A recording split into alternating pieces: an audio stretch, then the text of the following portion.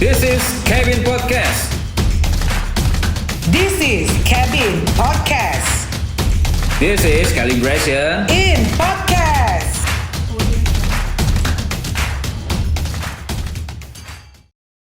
Bisnis private jet itu seperti apa Kak Jiva perkembangan sekarang ini? Karena kan kita kemarin juga melihat gitu di berbagai media. Ya. Menurut pandangan Kak Jiva seperti apa Kak Jiva?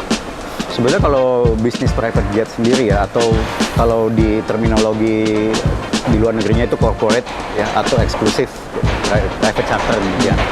Industri jet corporate ini terus berkembang. Bisnis itu kan selalu satu langkah lebih awal dibandingkan ekonomi. Iya. Jadi saya kasih rahasia dikit gitu ya. Rahasia dikit ya. Kita mau korek dikit lah. Dari Iya. sisi harga jadi nggak menjadi suatu masalah ya kalau untuk para pengguna lain. Ya, saya sih nggak terlalu favorit dengan istilah crazy rich ya gitu, tapi bagi kalangan-kalangan yang bisa afford, mungkin jadinya value for money. Yes.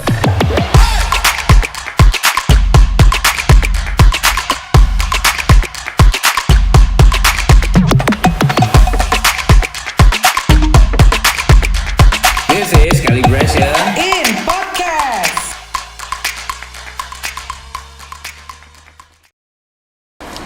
Halo, selamat pagi, siang, sore, dan malam.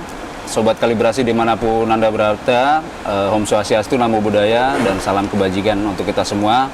Semoga kita selalu dalam lindungan Allah Subhanahu wa Ta'ala ya, selalu sehat semua. Amin. Nah, hari ini kita kedatangan seorang tamu yang benar-benar nggak asing pokoknya di dunia penerbangan ya, Kak Eta ya. Iya. Kali ini kita akan bersama Kak Ziva Narendra yang akan hadir dalam podcast kita, Kevin Podcast, Calibration in Podcast. Salam presisi. Presisi. Oke, kita langsung sambut aja dong.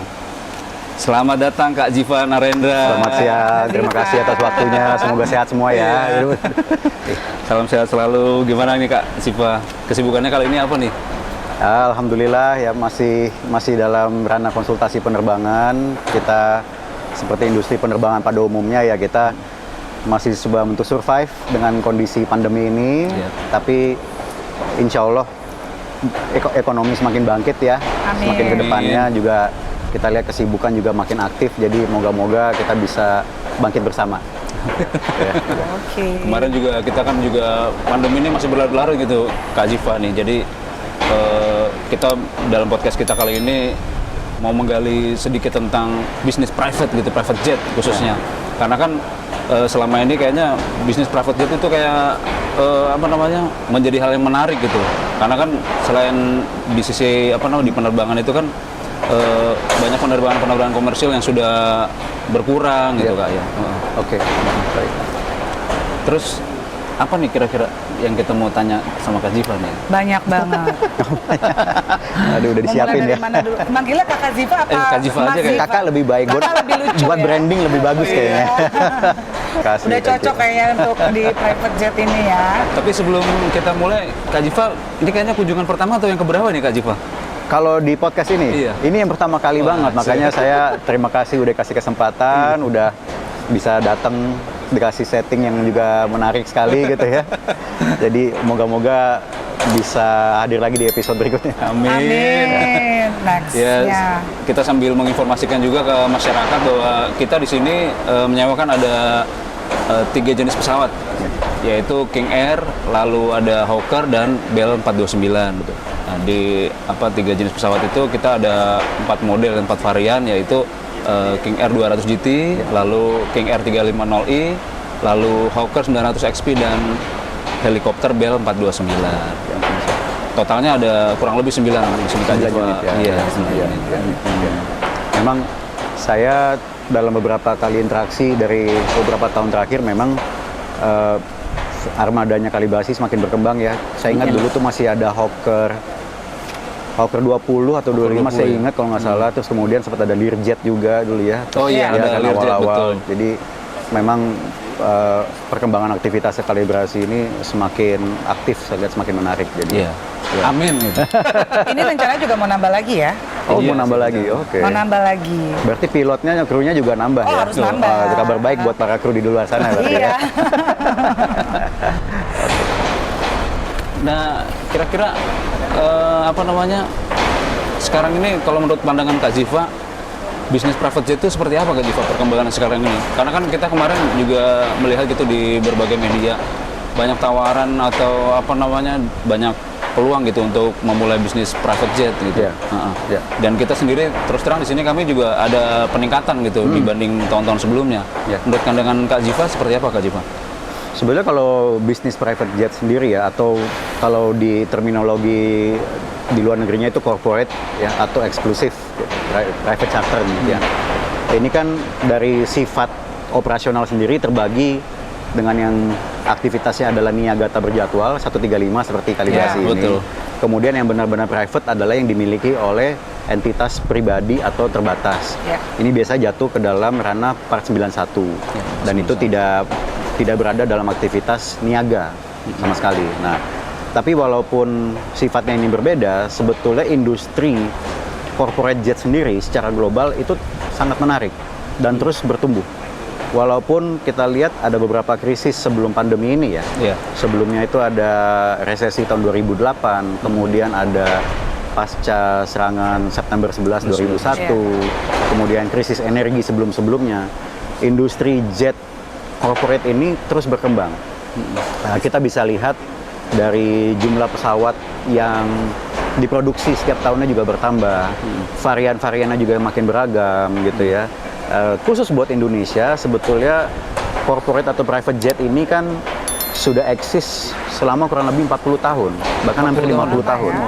Dulu kalau kita lihat di Bandara Halim, bahkan Kemayoran dulu sudah cukup ada pada saat itu. Namun memang kita masih lebih didominasi oleh Part 135, yaitu niaga tak berjadwal. Jadi otomatis seperti jet misalnya seperti Hawker ini atau King Air, itu berada di bawah pengelolaan operator Part 135, niaga tak berjadwal, yaitu perusahaan pesawat yang dimiliki oleh satu entitas, kemudian dikelola oleh perusahaan charter demikian. Jadi sifatnya adalah kontrak dan dimanage oleh perusahaan tersebut. Sayangnya untuk mengenai Part 91, kepemilikan entitas pribadi tadi itu masih belum cukup tumbuh di Indonesia, gitu. Jadi masih banyak sebenarnya potensi yang bisa digali. Walaupun kondisi ekonomi global masih seperti ini, tapi kan kepemilikan pesawat-pesawat ini kan di belakangnya ada industri yang juga lebih besar lagi. Ada perusahaan FMCG, oil and gas dan lain-lain yang tentunya harus tetap berjalan. Gitu. Jadi kalau Part 91 itu seperti apa tuh Kak Ziva? Seperti kayak punya pesawat pribadinya, misalkan kita punya pesawat pribadi untuk kita membeli dan itu kita nggak harus kita membuka perusahaan airlines ya berarti. Betul. Ya? Di Indonesia ini kan dalam beberapa misalnya kita lihat di CAR ya, Civil Aircraft Registry yang diterbitkan oleh Perhubungan, kan ada beberapa AOC termasuk 121, 135, 141 dan sebagainya. 91 dalam hal ini jatuh di bawah apa yang dinamakan Operating Certificate atau OC 91. Dan itu pada umumnya diterbitkan untuk pengoperasian pesawat yang sifatnya non-profit. Contohnya di Federasi Aerosport atau Flying Club dan lain-lain. Namun aspek yang sama, 91 itu kan kalau kita lihat dari regulasi globalnya, baik di CASR maupun FAR maupun EASA dan lain sebagainya, itu adalah general operating requirement. Jadi pengoperasian pesawat secara umum. Namun lingkup dari pengoperasian pesawat jet sebagai entitas limited atau pribadi tidak berbeda dengan kita sepertinya memiliki sebuah Cessna 172 atau pesawat kecil. Jadi kalau kita bandingkan antara jet pribadi sebagai 91 dengan Flying Club, sebetulnya sama saja. Dalam lingkup regulasi yang sama juga. Gitu. Jadi nih di pandemik ini nih kita baca banyak juga ada sumber-sumber justru di era pandemik ini banyak peminatnya ternyata untuk melakukan perjalanan itu menggunakan private jet. Jadi ternyata kalau di pesawat reguler yang mungkin katanya menurun, justru di pandemik ini 2 kali lipat pertambahannya. Jadi kira-kira tuh menurut Kak Ziva kalau misalkan pengguna ini kenapa sih mereka kok lebih pilih segmennya, padahal kan dari sisi pembayarannya atau harganya kan lebih mahal lebih tuh, mahal, betul. gitu. Bahkan ada juga ya yang artis atau presiden carrier itu mau beli pesawat gitu. Kira-kira kenapa itu apa Kak Ziva mereka sampai melirik bisnis private jet itu gitu? Melakukan bisnis maupun penggunaan layanan tersebut betul. ya. Dari dua aspek yang berbeda ya. Kalau kami dari Aviatory, karena fungsi kami sebagai konsultan, kita menganalisa juga ya. Di awal pandemi itu kan Maret 2020, industri global ini kan masih beradaptasi, pemerintah juga masih beradaptasi. Kita belum punya namanya prokes yang ketat, terutama dalam aplikasi penerbangan. Airlines juga masih babak belur dan lain-lain. Nah, di awal pandemi itu yang kami lihat segmen charter pesawat ya, penggunaan yang tadi Atta sampaikan itu menawarkan fleksibilitas, kemudian keamanan dan privacy yang pada saat itu airline belum bisa sediakan. Jadi ketika ada kebutuhan penerbangan khususnya dalam contoh seperti repatriasi warga negara yang ada di negara tertentu, dia mau pulang tapi airline lagi nggak jalan nih atau lagi stop, opsinya adalah ya mencarter gitu. Tapi semakin berkembang ke sini, terutama ketika pandemi sudah mulai merajalela, kami melihat fungsinya bergeser ke Medivac. Medivac itu kan juga salah satu segmen charter ya, namun untuk fungsi khusus kesehatan. Ini intens sekali dan volumenya itu bertambah sebanyak hampir 10 kali lipat dibandingkan sebelum pandemi.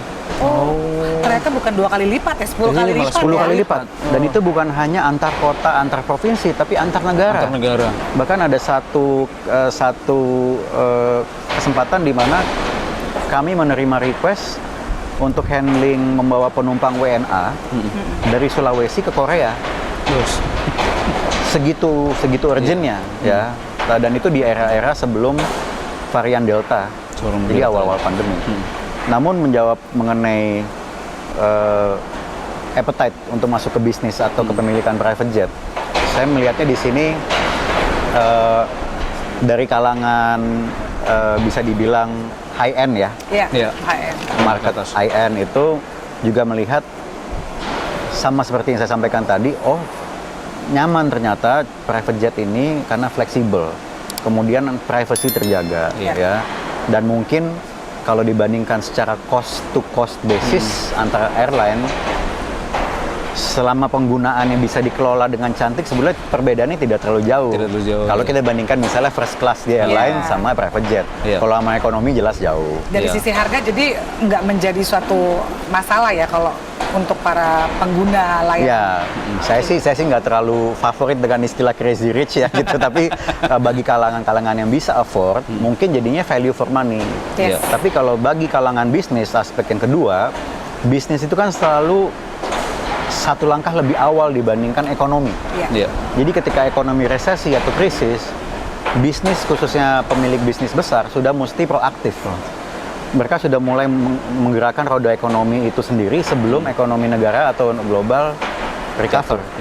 Jadi kita melihat juga permintaan untuk membeli pesawat atau men-set up sebuah perusahaan atau AOC baru ini juga meningkat, walaupun kalau dalam hal realisasinya belum tentu demikian mudah ya. Tapi jujur saja dalam 2 tahun terakhir ini kami cukup banyak mengakomodir permintaan-permintaan itu, walaupun tentunya ya kembali ke realisasinya belum tentu bisa secepat atau semudah itu. Jadi antusiasmenya tinggi sekali.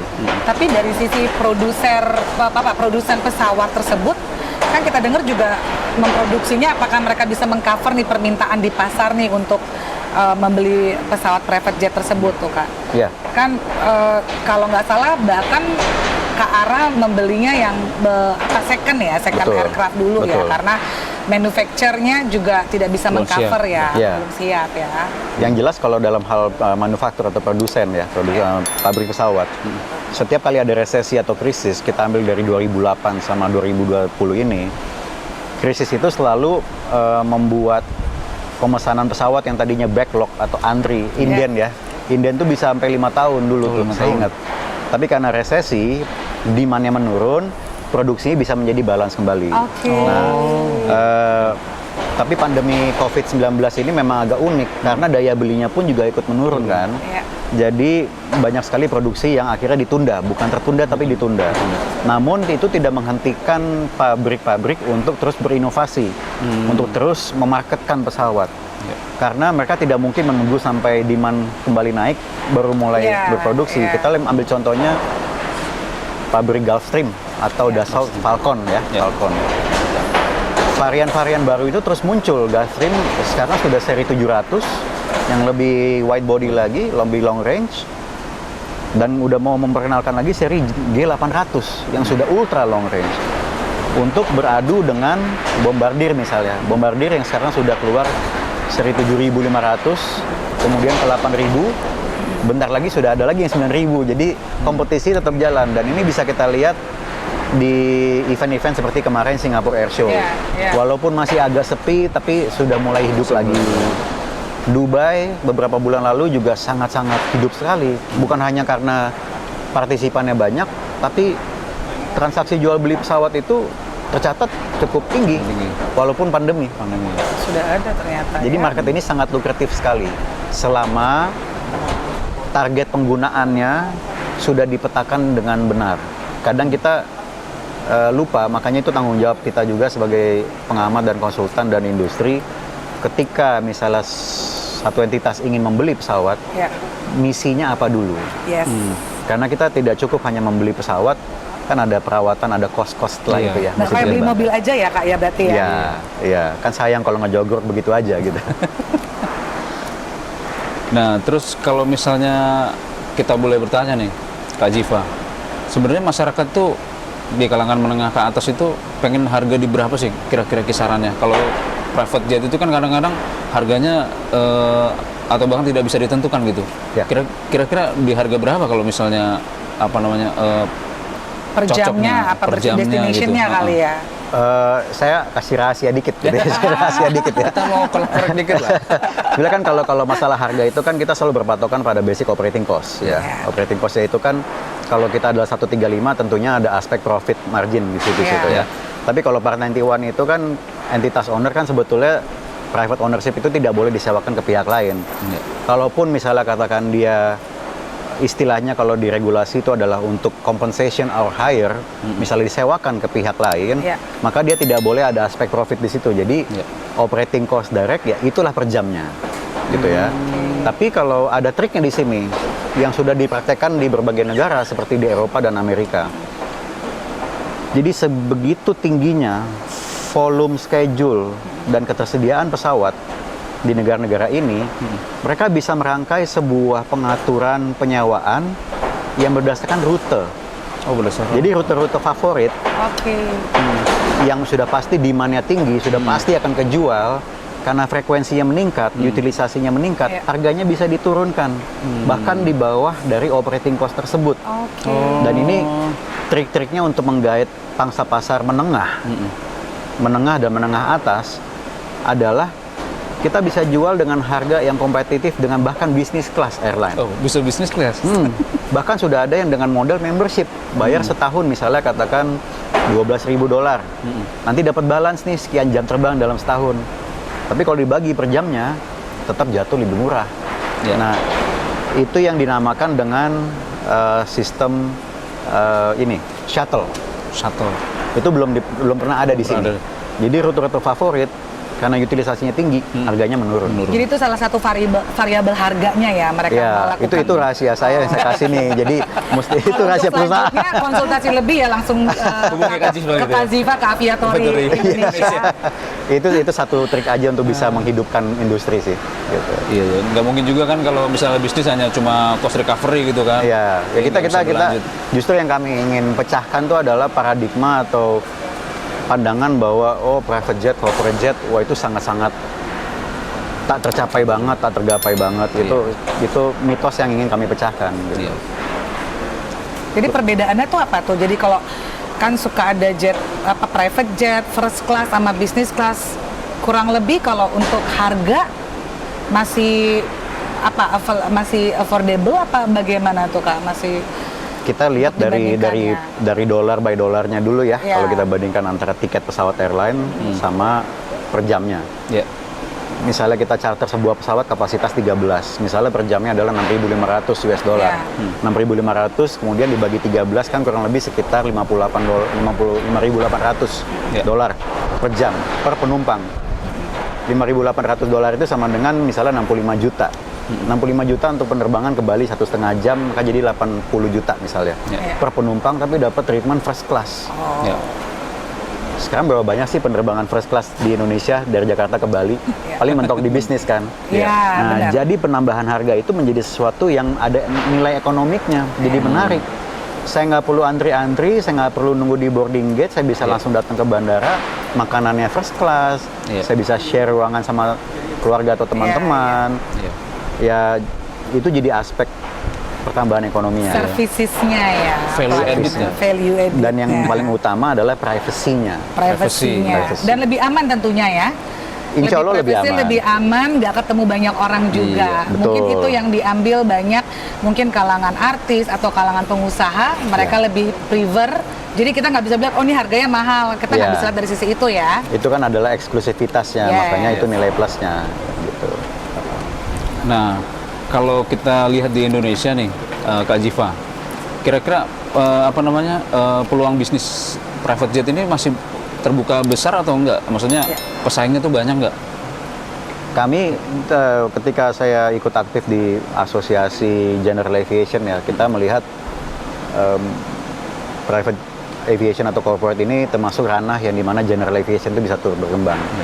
Sayangnya saat ini General Aviation di Indonesia ini masih sangat terbatas sekali. Makanya tadi saya di awal sampaikan apa yang dialami oleh private jet atau corporate jet ya di luar niaga tak berjadwal. Itu sama juga apa yang dialami oleh flying school dan flying club saat ini.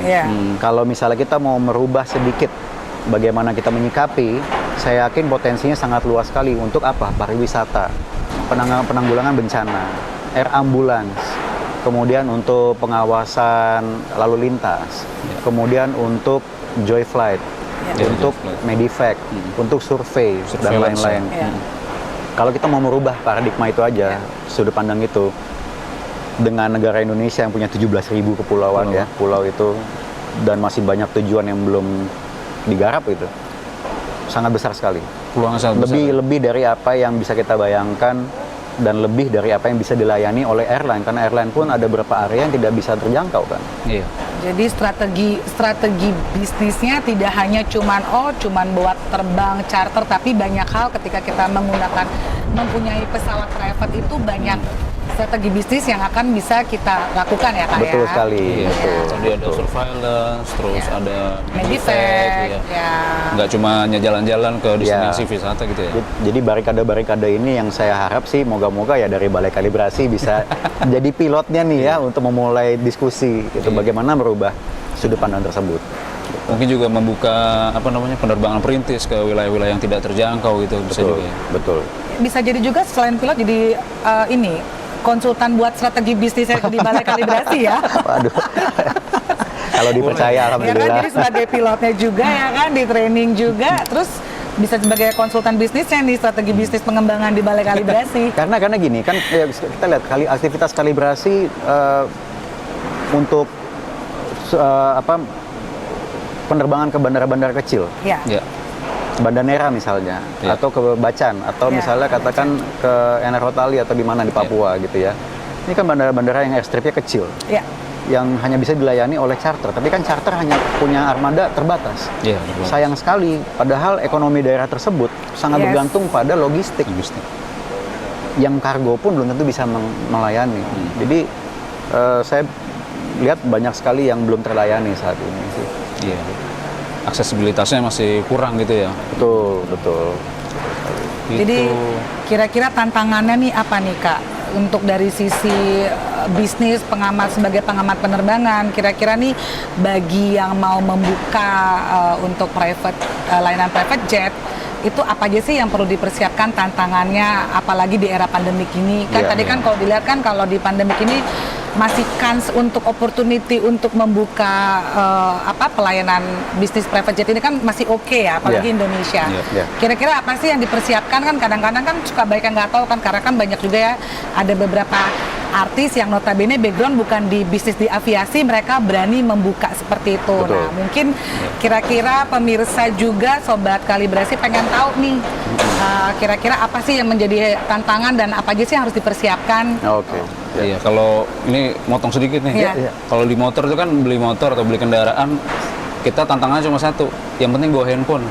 Jadi kalau misalnya mogok, kita tinggal telepon, Betul, tinggalnya kan. betul. Kalau pesawat kan nggak mungkin mogok di atas gitu kan. Motor ketinggalan dompet masih nggak apa-apa, handphone jangan ya. Gitu. Nggak mungkin panggil mobil derek dong ya.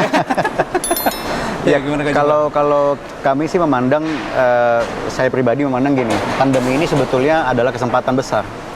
Kesempatan besar buat kita industri penerbangan ya, termasuk regulasi, pemangku kepentingan, kemudian industri itu sendiri ya, termasuk juga customer dan lain-lain, itu untuk bisa introspeksi. Untuk kita melihat apa yang kemarin-kemarin itu kita terkendala, dan apa yang bisa kita lakukan sekarang untuk berkembang. Contoh soal pariwisata. Ini kan pariwisata sudah mulai digenjot lagi ya, Mandalika GP sudah mulai jalan, kemudian banyak sekali area-area pariwisata lain yang mulai di booming lagi, mulai disokong lagi. Jadi saya melihat ini adalah kesempatan untuk kita membahas kembali barikade-barikade tadi, sehingga ini akan meningkatkan minat pangsa pasar untuk terjun ke segmen misalnya pemilikan pesawat pribadi atau charter. Tapi kalau kepada para investor atau kepada para pemilik atau konsumen, pesan kami sih sama ya dari dulu ya. Nomor satu, tentukan dulu tujuan dari kepemilikannya ini apa. Apa kebutuhan yang ingin dipenuhi. Apakah ada tujuan travel khusus atau memang adalah untuk sebagai backup atau memang ada sesuatu yang urgent sekali gitu. Jadi misinya apa dulu? Misi itu mencakup pola traveling Anda seperti apa sih? Seberapa sering Anda bepergian? Kemana biasanya Anda bepergian? Itu akan menentukan jenis pesawat, tentunya ke harga pesawat, dan tentunya nanti instrumen pembayaran. Dan operator mana yang cocok untuk mengelola pesawat Anda? Apakah Anda masuk ke profilnya 135 atau ke 91 gitu. Jadi kita biasanya tailor gitu. Tapi nomor satu yang mesti dijawab adalah objektif atau misi dari pemilikan pesawat tersebut itu apa? Karena saya menyayangkan sekali, banyak sekali ya seperti tadi Eta sampaikan, banyak yang mungkin memiliki daya beli tapi tidak mendapatkan informasi cukup. Ketika mereka melihat, oh ada pesawat $2 juta, affordable nih. Dikira cuma itu doang ya, oh beli pesawat, dia nggak tahu kalau semuanya bayar semuanya. Betul. Kan parkir sebentar bayar. Belum lagi krunya, ground handlingnya semuanya kan bisnis di pesawat ini kan berbayar semua. Betul. Rule of thumb-nya kan ketika kita membeli pesawat setiap bulannya itu kita akan incur atau mendapatkan beban biaya itu 2,5-5% per bulannya dari harga pesawat tersebut. Itu depresiasi, tapi ada juga biaya-biaya yang naik seperti gaji pilot, maintenance, fuel dan lain-lain. Jadi customer itu perlu diberikan komunikasi yang sangat proper lah sebelum masuk gitu istilahnya. Tuh. Sudah tahu semua belum informasinya? Apa kurang? Kalau kurang di sesi berikutnya. Itu saya kira tanggung jawab kita ya. Kita yang kita lebih paham di industri ini, kita punya tanggung jawab ke customer sih. Gitu. Oke. Sebelumnya kita mengucapkan terima kasih nih sudah hadir di tempat kami yang seperti ini. Jadi bisa ngelihat pesawat kita, terus bisa ngelihat di hangar kita. Untungnya agak mendung jadi sejuk ya. Tadi ngomong-ngomong nggak hanya datang aja, cobain juga dong. Masa suruh datang nggak nyobain? Terbang ya kan ya, Kak? Iya. Demo gitu ya, sejam ya. Harus terbang, demo untuk tes. Siapa tahu bisa jadi pilotnya berminat juga kan di navigasi. Tadi aku dengar Kak Jiva hobinya musik kamu ya? Musik keroncong kayaknya. Setahu aku sih basket ya, kacau ini kayaknya. Gambus. Oh, gambus. Saya biasanya denger lagunya Lingser Wengi tuh. Lingser Wengi. Manggil kuntilanak gitu. Oke, gitu aja. Terima kasih banyak Kak Jiva atas kehadirannya di tempat kami di Balai Besar Kalibrasi Fasilitas Penerbangan. Sama-sama. Mohon maaf jikalau mungkin ada kata-kata atau ucapan kami yang kurang berkenan. Sebelumnya kita ucapkan terima kasih. Salam hormat kami untuk keluarga di rumah. Lalu ini juga sambil mengingatkan masyarakat juga, ini kan pandeminya masih berlarut-larut nih Kak Jiva nih. Jadi kita harus tetap menerapkan protokol kesehatan, tetap menggunakan masker, tetap mencuci tangan sebelum dan sesudah beraktivitas, terus menghindari kerumunan, dan Salam presisi. Don't forget to like, comment, subscribe here at BBKFP Official, and enjoy our aircraft charter services with Balai Besar Kalibrasi Fasilitas Penerbangan to all your destination. And for further information, please to contact us in here, and let's fly with us. Bye.